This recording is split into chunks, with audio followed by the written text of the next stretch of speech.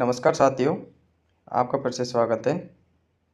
आज हम शुरू करने वाले हैं राजस्थान इतिहास की महत्वपूर्ण क्वेश्चनों के बारे में, जिसमें हम इतिहास के महत्वपूर्ण स्रोतों के क्वेश्चनों का डिस्कशन करेंगे, जो आने वाले विगत एग्जामों के लिए समान रूप से उपयोगी है। आज का अगर वीडियो पसंद आए तो हमें सपोर्ट जरूर बनाएं। आज का वीडियो शुरू करने से पहले हमें शुरुआत करते हैं आज की वीडियो की एक कोटेशन के साथ शुरुआत करते हैं। ये ज़िंदगी हंसी है, इसे प्यार करो। ये ज़िंदगी हंसी है, इसे प्यार करो। अभी रात है, सुबह का इंतज़ार करो। वो पल भी आएगा जिसकी ख्वाहिश है आपको। वो पल भी आएगा जिसकी ख्वाहिश है आपको। रब पर भरोसा रखो, वक्त पर एतबार करो। चलिए फिर आज की वीडियो स्टार्ट करते हैं इसी कोटेशन के साथ। आपको वीडियो बहुत पसंद आएगा और ये क्वेश्चन बहुत शानदार क्वेश्चन है, किसी न किसी एग्जाम पूछे गए हैं। पहला क्वेश्चन है हमारा, मुगल बादशाह अपनी विजयों में से आंधी के लिए राठौड़ों की 1,00,000 तलवारों को एहसानमंद थे, ये कथन किसका है? मुगल बादशाह अपनी विजयों में से आदि के लिए राठौड़ों की 1,00,000 तलवारों के एहसानमंद थे, ये कथन किसका है? ये कथन किसका है? ये कर्नल टॉड का है, कर्नल जेम्स टॉड का ये कथन है। कर्नल टॉड ने कहा है, कर्नल टॉड ने 1817 से 1822 तक पश्चिमी राजदूत राज्यों में ईस्ट इंडिया कंपनी के रूप में कार्य करते हुए annuls and antiquities of Rajasthan पुस्तक लिखी। कर्नल टॉड ने सर्वप्रथम राजस्थान की सामंतवादी व्यवस्था पर विस्तार से लिखा था। आपको बता दें कि राजस्थान इतिहास का जनक के रूप में भी कर्नल टॉड को ही जाना जाता है। कर्नल टॉड को राजस्थान इतिहास जनक के रूप में जाना जाता है। नेक्स्ट क्वेश्चन है 2 नंबर, बादशाह ने मेवाड़ के राणा को आपस के समझौते किसे अधीन किया था? नेकी बल से, यह कथन किसका है? बादशाह ने मेवाड़ के राणा को आपस के समझौते से अधीन किया था, नेकी बल से, कथन किसका है? ये कथन है सर टॉमस रो को। सर टॉमस रो का ये कथन है। सर टॉमस रो कहते हैं, टॉमस रो एक ब्रिटिश राजदूत था। टॉमस रो क्या था? एक ब्रिटिश राजदूत था जो बादशाह जहांगीर के शासनकाल में 1616 में भारत आया था। इसने अजमेर के किले में जहांगीर से मुलाकात की थी। टॉमस रो ने जहांगीर की अभिरुचियों एवं धार्मिक मान्यताओं के बारे में विस्तार से लिखा है। नेक्स्ट क्वेश्चन है 3 नंबर। 3 नंबर क्वेश्चन हमारा कहता है, क्या कहता है? 31,000 रुपया राजस्थान की कौन सी टकसाल में बनता था? 31,000 रुपया राजस्थान की कौन सी टकसाल में बनता था? यह पटवार मुख्य परीक्षा 2016 में पूछा गया क्वेश्चन है। ये बनता था 31,000 कुचावन में बनता था। कहाँ पर बनता था? कुचावन में। राजस्थान में सर्वप्रथम 1900 ईस्वी में स्थानीय सिक्कों के स्थान पर कलदार चलन जारी हुआ। ब्रिटिश राज में सर्वप्रथम टकसाल खोलने की स्वीकृति जयपुर राज्य ने प्राप्त की। 1893 में नागौर की टकसाल से विजयशाही रुपये तथा कुचामन ठाकुर को 31,000 रुपये बनाने की अनुमति दी गई। कुचामन टकसाल में बनने वाले रुपये 98 एवं 54 औपचारिक रूप से लेन देन के रूप में काम में लाया जाता था। नेक्स्ट क्वेश्चन है हमारा 4 नंबर। 4 नंबर क्वेश्चन है, क्या कहता है? किस शिलालेख में चौहानों को वत्स गोत्र ब्राह्मण कहा गया है? किस शिलालेख में चौहानों को वत्स गोत्र ब्राह्मण कहा गया है? किस में कहा गया है? ये बिजोलिया शिलालेख में कहा गया है। किस में कहा गया है? बिजोलिया शिलालेख में। राइट आंसर हमारा सी हो जाएगा। राइट आंसर हमारा सी हो जाएगा। बिजोलिया शिलालेख बिजोलिया के पार्श्वनाथ मंदिर के पास एक चट्टान पर 5 फरवरी 1170 ईस्वी में उत्कीर्ण करवाया गया था। इसमें सांबर व अजमेर के चौहानों को वत्स गोत्रीय ब्राह्मण बताया गया है। अजमेर के चौहानों को क्या बताया गया? सांबर चौहानों को वत्स गोत्रीय ब्राह्मण बताया गया है तथा उनकी वंशावलियाँ उपलब्ध बताई गई है। उनकी वंशावलियाँ उपलब्ध बताई गई है। जबकि जबकि चंद्रवर्दी क्या कहता है? चंद्रवर्दी कहता है कि ये चौहानों की उत्पत्ति कहाँ से हुई थी? अग्निकुंड से हुई थी। कहाँ से हुई थी? अग्निकुंड से बताई गई है। जबकि दशरथ शर्मा है जो इसको है जो ब्राह्मण मानते हैं। दशरथ शर्मा क्या मानते हैं इसको? दशरथ शर्मा ब्राह्मण मानते हैं। क्या मानते हैं? ब्राह्मण मानते हैं। ब्राह्मण मानते हैं दशरथ शर्मा है जो। नेक्स्ट क्वेश्चन है हमारा 5 नंबर।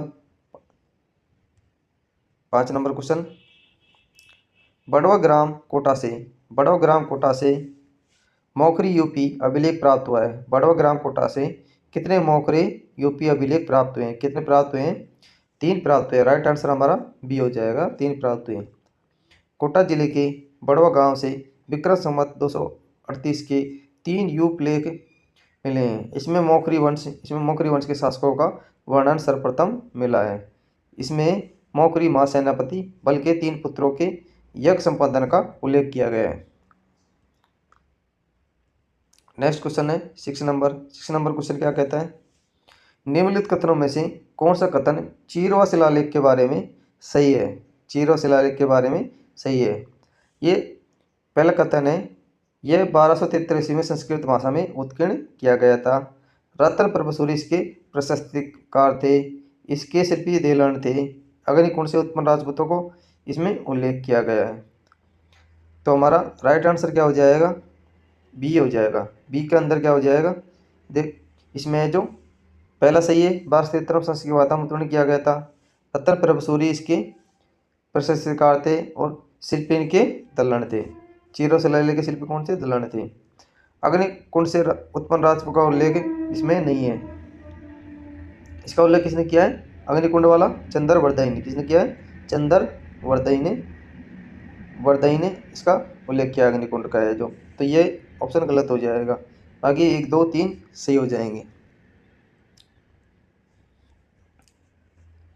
उदयपुर के चीरवा गांव के एक मंदिर में नागरी लिपि में 1273 में उत्कीर्ण एक लेख मिला है। इस शिलालेख से घुइल वंशीय बप्पा रावल के वंशजों पदम सिंह, जैतर सिंह, तेज सिंह और समर सिंह की उपलब्धियों का वर्णन मिलता है।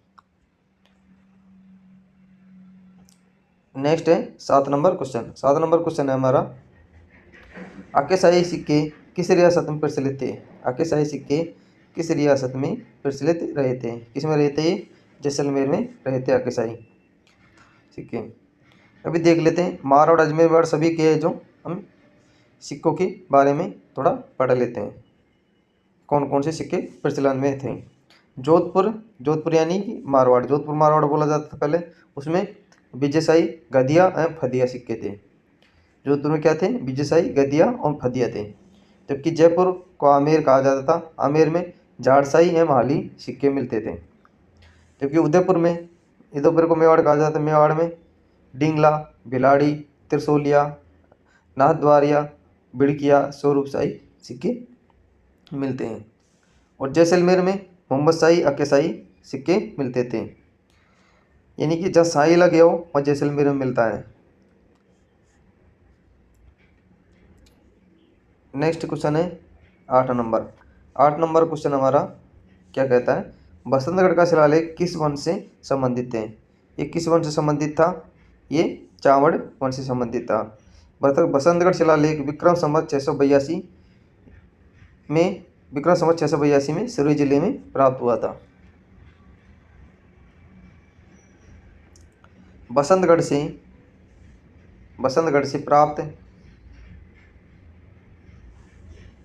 प्राप्त राजा वर्मलात के समय इस लेख में स्तंभ राजिल जो वज्रभट्ट सत्याश्रय का पुत्र था, अर्बुद देश का स्वामी था, लिख पाया गया है। नेक्स्ट क्वेश्चन है हमारा 9 नंबर। 9 नंबर क्वेश्चन है राज प्रशस्ति की रचना किसने की थी? राज प्रशस्ति की रचना किसके द्वारा की गई थी? ये पुस्तकालय अध्यक्ष ग्रेड 3 में 2020 में एक क्वेश्चन पूछा गया था। किसने की थी राज प्रशस्ति की रचना? रणछोड़ भट्ट ने की थी। ऑप्शन नंबर ए हमारा राइट आंसर हो जाएगा। राज प्रशस्ति 1676 ईस्वी की रचना रणछोड़ भट्ट तेलंग ने की। यह राजसमंद झील की 9 चौकीपाल 25 श्याम शिलाओं पर उत्कीर्ण विश्व की सबसे बड़ी प्रशस्ति है। इसमें बप्पा रावल से लेकर राणा जगत सिंह द्वितीय तक गोयलों की वंशावली है एवं उपलब्धियां वर्णित है। नेक्स्ट क्वेश्चन है 10 नंबर। 10 नंबर क्वेश्चन है जालौर के शासक एवं अलाउद्दीन खिलजी के मध्य संघर्ष की जानकारी निम्न में से किस ग्रंथ से प्राप्त होती है? जालौर शासक अलाउद्दीन खिलजी के मध्य संघर्ष की जानकारी किससे प्राप्त होती है? कानड़दे प्रबंध से प्राप्त होती है। कानड़दे प्रबंध से प्राप्त होती है। इसकी रचना किसने की थी? पद्मनाथ ने की थी। राजस्थान के इतिहास पर प्रकाश डालने वाली ऐतिहासिक कृति कन्नड़ प्रबंध की रचना कवि पद्मनाभ ने की। इसे प्रसिद्ध कृति में जालौर खिलजी वंश के सुल्तान अलाउद्दीन खिलजी के आक्रमण तथा जालौर के राजा कानड़दे की वीरता का वर्णन किया गया है। पद्मावत किसकी थी? मोहम्मद मलिक जायसी की थी। मोहम्मद मलिक जायसी की पद्मावत थी। आबू के अभिलेख, आबू के अभिलेख के लेखक कौन थे? आबू के अभिलेख के लेखक कौन थे? कौन थे? राइट आंसर हो जाएगा हमारा ए, सुखचंद्र आबू के अभिलेख के लेखक थे। आबू के अभिलेख में पपरावल से लेकर समर सिंह तक के मेवाड़ शासकों का वर्णन है। इस लेख में आबू की वनस्पति, ध्यान, यज्ञ आदि से संबंधित प्रचलित मान्यताओं का वर्णन मिलता है। इस अभिलेख का नाम सुखचंद्र है। क्या नाम है? इस अभिलेख के लेखक का नाम सुखचंद्र है। नेक्स्ट क्वेश्चन है 12 नंबर क्वेश्चन, राय सिंह की प्रशस्ति का संबंध निम्नलिखित में से किससे है? राय सिंह प्रशस्ति का संबंध निम्न में से किससे है? ये बीकानेर के शासकों से है। बीकानेर शासकों से। Option number B right answer हो जाएगा। राय सिंह की प्रशस्ति 1593 ईस्वी में जूनागढ़ के दुर्ग दरवाजे पर अंकित है। इसके रचयिता जैन मुनि जयिता या जेता क्षमरतन के शिष्य को माना जाता है। इस लेख में राव बीका से राय सिंह तक के बीकानेर के शासकों की उपलब्धियों का वर्णन है। 60वीं पंक्ति में राय सिंह के कार्यों का उल्लेख आरंभ होता है। नेक्स्ट क्वेश्चन है हमारा 13 नंबर क्वेश्चन में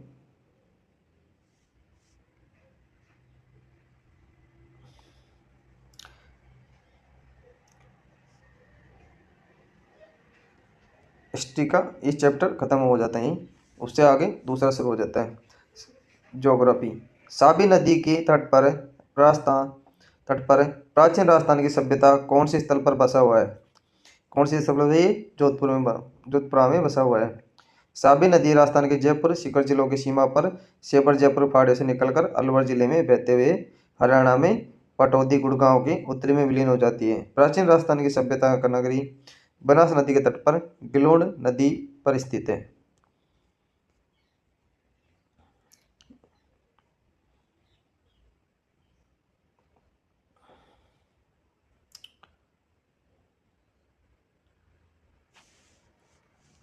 तेरह के बाद ये 14 नंबर क्वेश्चन आ जाएगा। हमने गलत प्रिंट कर दिया था, ये गलत प्रिंट कर दिया था। वो क्वेश्चन यह था, ढींगला बडरिया नाथरिया है। ढींगला बडरिया नाथरिया क्या है? ढींगला बडरिया नाथरिया क्या है? ये मेवाड़ में प्रचलित सिक्के हैं। क्या है? मेवाड़ में प्रचलित सिक्के हैं। मेवाड़ में प्रचलित तांबे के सिक्के ढींगला, बिलाड़ी, त्रिशूलिया, भिंडरिया, नाथरिया आदि नामों से जाने जाते थे। मेवाड़ में क्षेत्र में अन्य सिक्के सलुम्बर ठिकाने के तांबे का सिक्का पद्मशाही, भिंडर का तांबे का सिक्का भंडारिया, पैसा शाहपुरा के तांबे के सिक्के माधुशाही कहलाते थे। नेक्स्ट क्वेश्चन है, लिविंगस्टिक सर्वे ऑफ इंडिया के लेखक कौन थे? लिविंगस्टिक सर्वे ऑफ इंडिया के लेखक कौन थे? जॉर्ज ग्रियर्सन थे। जॉर्ज ग्रियर्सन अंग्रेज भारतीय भाषाविद थे, जिन्होंने 1912 में लिंग्विस्टिक सर्वे ऑफ इंडिया नामक ग्रंथ की रचना की। इस ग्रंथ में इन्होंने राजस्थान की भाषा के लिए राजस्थानी शब्द का सर्वप्रथम प्रयोग किया। इस प्रदेश में प्रचलित विभिन्न भाषाओं का सामूहिक नाम था। इन्होंने modern vernacular literature of northern India ग्रंथ भी लिखा था। नेक्स्ट क्वेश्चन है 15 नंबर, जाबालीपुर, शाकंभरी, श्रीमाल जैसे प्राचीन नगरों का उल्लेख किस शिलालेख में मिलता है? किसे मिलता है? जाबालीपुर, शाकंभरी, श्रीमाल जैसे प्राचीन नगरों का उल्लेख किसे मिलता है? बिजोलिया शिलालेख में मिलता है। Option number C right answer हो जाएगा। बिजोलिया शिलालेख बिजोलिया भीलवाड़ा के पार्श्वनाथ मंदिर के पास एक चट्टान पर संस्कृत भाषा में उत्कीर्ण ग्रंथ है। इसके रचयिता गुणभद्र थे। इसमें सांबर अजमेर की चौहान शासकों की उपलब्धियों का वर्णन है। इसमें विभिन्न नगरों के प्राचीन नाम बताए गए हैं, जैसे कि जाबालीपुर जालौर का नाम है, शाकंभरी सांबर का नाम बताया गया है, श्रीमाल भीनमाल को कहा गया है, नड्डोल नाडोल को कहा गया है, दिल्ली को कहा गया है। नेक्स्ट क्वेश्चन है 16, राजपूताना नाम का प्रयोग सर्वप्रथम कब व किसने किया था? ये किसने किया था? सन 1800 में जॉर्ज थॉमस के द्वारा राजपूताना शब्द का सर्वप्रथम प्रयोग किया गया था। राजस्थान के भूभाग हेतु राजपूताना शब्द का प्रयोग 1818 ईस्वी में जॉर्ज थॉमस ने किया। इसका उल्लेख फ्रैंकलिन की पुस्तक military of memoirs of George Thomas में मिलता है। Military memoirs of George Thomas में मिलता है, जो इसका प्रकाशन 1805 में किया गया था।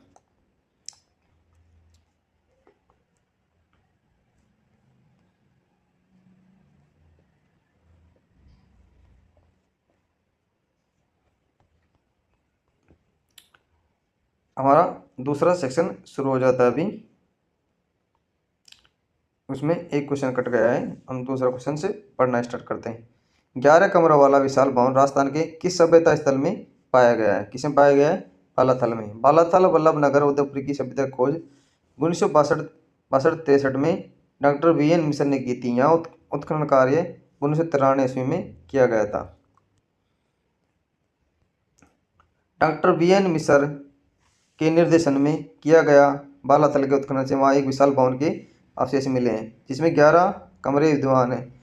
इसका निर्माण संभवतः ताम्रपाषाण काल में हुआ। यहाँ के एक टीले के उत्खनन से ताम्रपाषाण कालीन सभ्यता के अवशेष प्राप्त हुए हैं। नेक्स्ट क्वेश्चन है 3 नंबर। लाल काल मृदबाण वाली संस्कृति का प्रमुख केंद्र क्या था? इसका प्रमुख केंद्र क्या था? आड़ सभ्यता थी।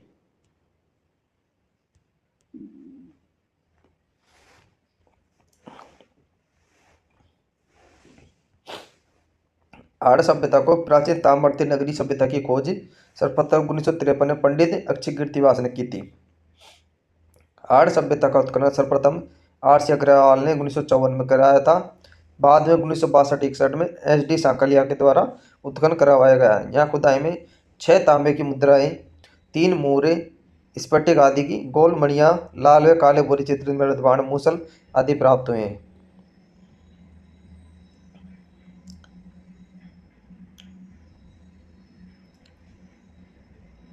नेक्स्ट क्वेश्चन है, कोटी डी की सभ्यता का संबंध कहाँ से है? कोटी डी की सभ्यता का संबंध रहा है, किससे रहा है? इसका हड़प्पा पूर्व की सभ्यता से रहा है। हड़प्पा पूर्व की सभ्यता से इसका संबंध रहा है।